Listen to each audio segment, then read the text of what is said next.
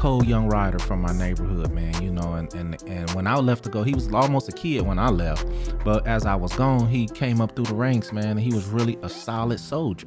And I liked him. I knew his family, you know, and things like that. So he had went to prison. He got 20 years. And so after so long, I came home and I was, you know, he was calling me and we chopping it up. So one day he called me and he said, "Hey, big homie, I think I'm a drop out."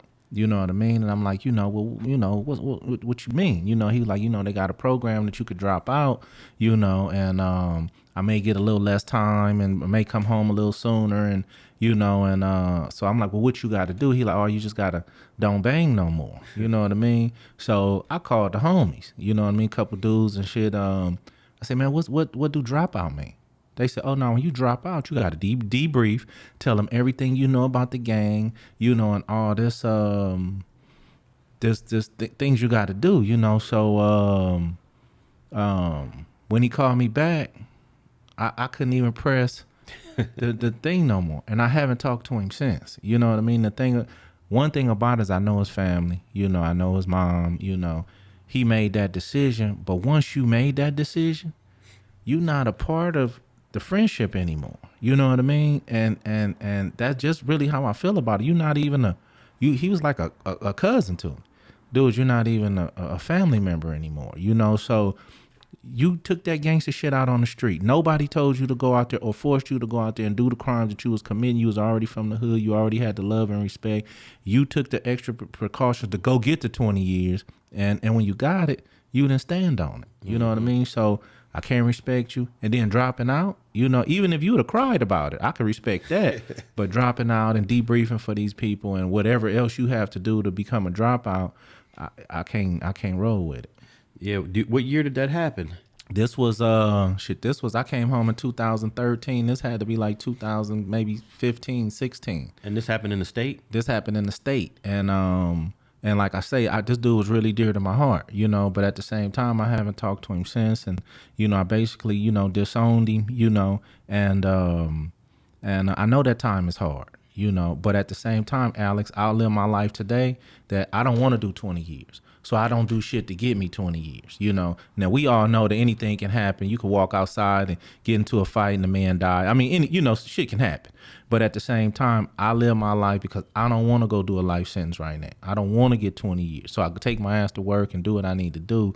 But if I get out there and go get to 20, I'm going to do it because, you know, hey, you know what I mean? That's just where I feel at, you know. Yeah, definitely. I think that dropping out is different for everyone.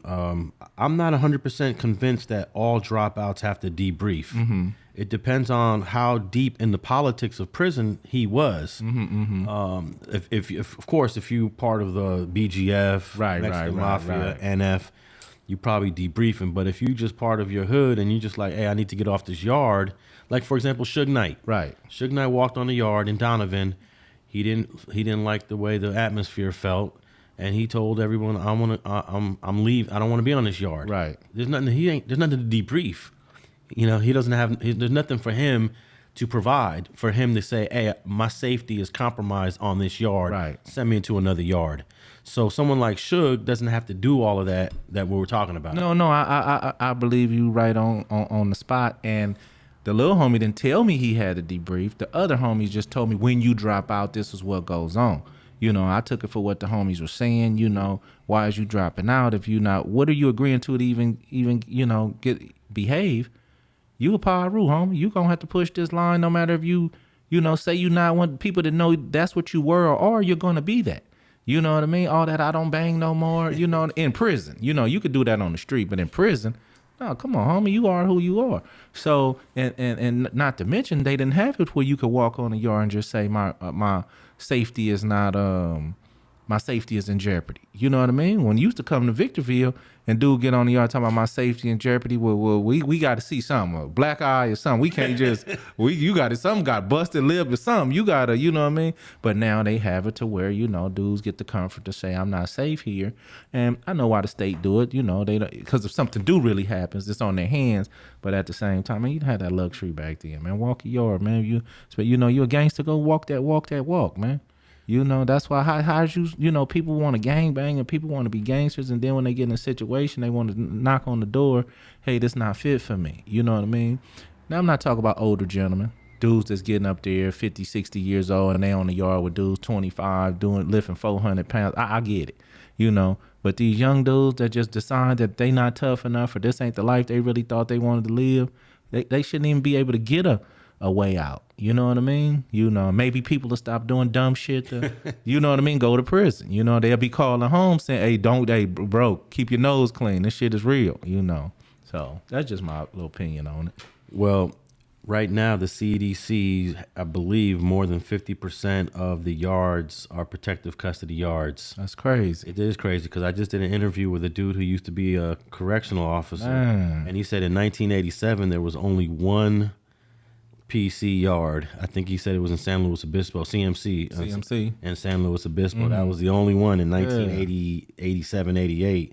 Now every prison has at least had one on at least 1 yard. Even Pelican Bay has a yard that's PC yard. That's crazy, man. So that just shows you that there's been a shift in. But you know what's crazy? Some of these PC yards, man, it's rocking and rolling on those now. No doubt. I'm not taking it as you weak. You know what I mean? But at the same time, you know, you don't get the full. I mean, you shouldn't get credit for being a gangster. Let me state that. You know, but at the same time, if you a stand-up dude on the street, homie, you a gangster out here on these streets, you supposed to go to the pen and be a gangster as well.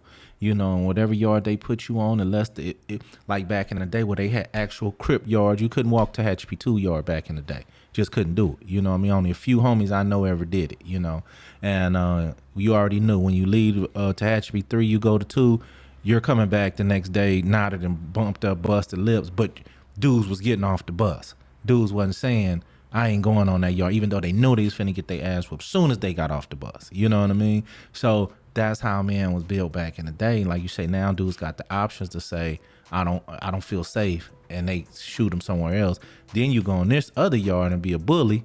You know what I mean? And I got a homeboy that's a bully on the PC yard. Cold gangster, robbing people, you know, smacking them up, all this shit, but you on the PC yard, you know what I mean? And I don't be feeling that, but this is what it is today. Thanks for watching this video clip of Streets and Scholars podcast with Alex, Alonso, and FG. If you want to listen to the entire episode, go to your favorite podcast platform and type in Streets and Scholars. And thanks for listening to another episode of Streets and Scholars.